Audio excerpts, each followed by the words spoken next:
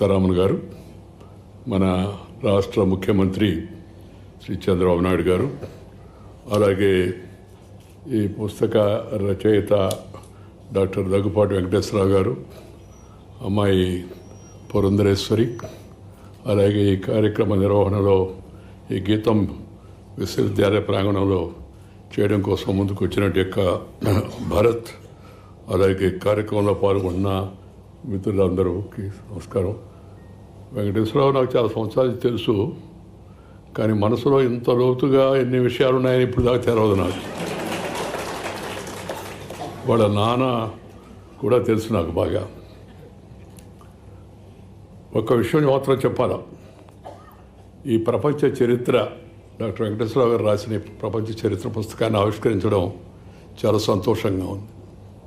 అది కూడా తెలుగులో రాసిన పుస్తకాన్ని ఆవిష్కరించడం ఇంకా మహా సంతోషంగా ఉంది.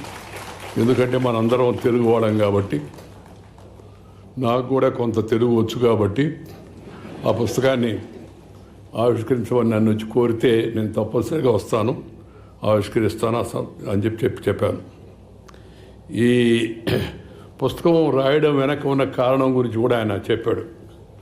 ఇది తన మనవాళ్ళు మనవరాళ్ళు వాళ్ళ కోసం, అంటే భవిష్యత్ తరం కోసం రాశాను.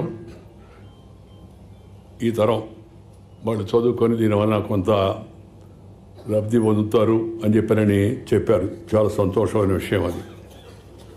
పెద్దలు ఎప్పటికప్పుడు తమ రాబోయే తరాలకు వారికి జ్ఞానము విజ్ఞానము అందించాలి.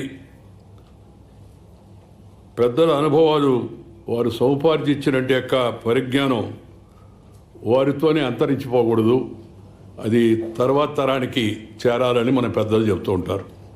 ఆ నాడుని సరిగా అర్థం చేసుకున్న నానుడిని డాక్టర్ వెంకటేశ్వరరావు గారు దాన్ని ఒప్పుకుంటూ ఈ మంచి పుస్తకం రాసినందుకు వారికి హృదయపూర్వకంగా నేను అభినందనలు తెలియజేస్తున్నాను. ఒక ప్రపంచ చరిత్ర ఒక పుస్తకంగా రాయడం అంత సులభం కాదు. ప్రపంచ చరిత్ర ఒక పుస్తకంగా రాయడం అంత సులభం కాదు. డాక్టర్ నందమూరి తారక రామారావు గారి నటన గురించి కూడా పుస్తకం రాయాలంటే సాధ్యమయ్యే పని కాదు. అవి చేశారు మన వాళ్ళు కొందరు. ఈ ప్రపంచ చరిత్రలో జరిగిన పరిణామ క్రమాన్ని సరళమైన భాషలో సామాన్యులకు అర్థమయ్యేటట్టుగా పుస్తకాన్ని తీసుకురావడం చాలా ముదావహమైన విషయం అని చెప్పి నేను మనవి చేస్తున్నాను. ఈ వివిధ సంఘటనలు క్రమేణా ఎలా మారాయి, వర్తమానం భవిష్యత్తును ఎలా ప్రభావితం చేస్తాయి అనే విషయాన్ని ఎప్పుడు చరిత్ర చెప్తూ ఉంటుంది మనకి. చరిత్ర దానంతట అది రాసుకోదు. చరిత్రను కూడా ఎవరొకరు రాయాలి.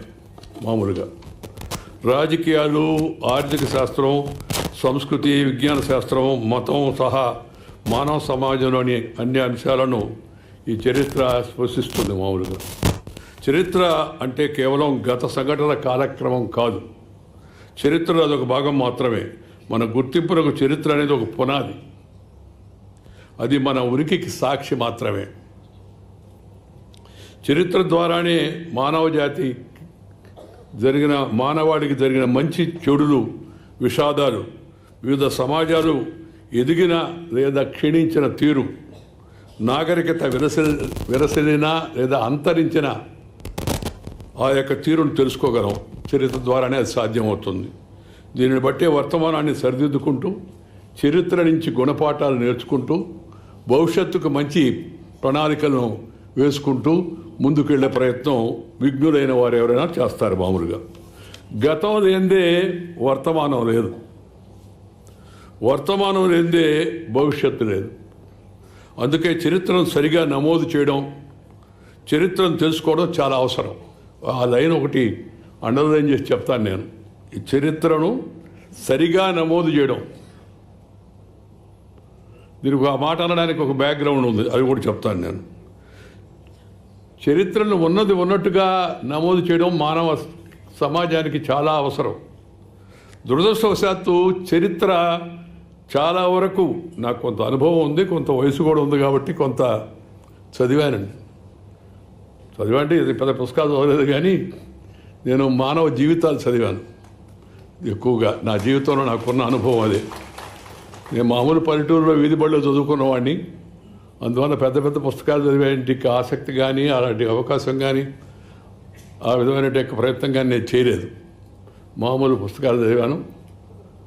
కొంతమంది గాంధీ గారి గురించో, లేకపోతే పటేల్ గారి గురించో, లేకపోతే సుభాష్ చంద్రబోస్ గురించో, వివేకానందుడి గురించో, ఇలా కొంతమంది భారతీయ మహానాయకుల యొక్క జీవితాలను చదివాను. కానీ నేను అన్నిటికన్నా బాగా చదివానని చెప్పి నేను చెప్పుకోగలిగింది దేశ ప్రజల జీవితాన్ని బాగా చదివాను. దేశం అంతా తిరిగాను. ఇప్పుడే నేను శ్రీనివాసరావు చెప్తున్నాను, నేను నా జీవితకాలంలో 520 జిల్లాలు తిరిగాను దేశంలో, 520 డిస్ట్రిక్ట్స్. 18వ సంవత్సరం మొదలుపెట్టి ఇప్పుడు 75వ సంవత్సరం దాకా. దానివల్ల కొంత జ్ఞానం, కొంత ఏదో నాలెడ్జ్ అంటారు కదా, అది కొద్దిగా ప్రాప్తించేందుకు అవకాశం ఉంది. కానీ ఎందుకు ఈ చరిత్ర వక్రీకరణకు గురైందని అంత పెద్ద మాట మీరు అంటున్నారంటే ఇది నేననే మాట కాదు. ముఖ్యంగా ఈ భారతదేశం యొక్క ఉపఖండ చరిత్ర చాలా వక్రీకరణకు గురైంది, చాలా వరకు ధ్వంసానికి కూడా గురైంది. ఎలాగూ ఈ దారిలో పయనించేదానికి వెంకటేశ్వరరావు కొంత ప్రయత్నం చేశాడు. కాబట్టి నా సలహా ఏంటంటే ప్రపంచ చరిత్ర గురించి రాశారు, మంచిది. భారతదేశం యొక్క చరిత్ర కూడా రాసేదానికోసం ప్రయత్నం చేయండి.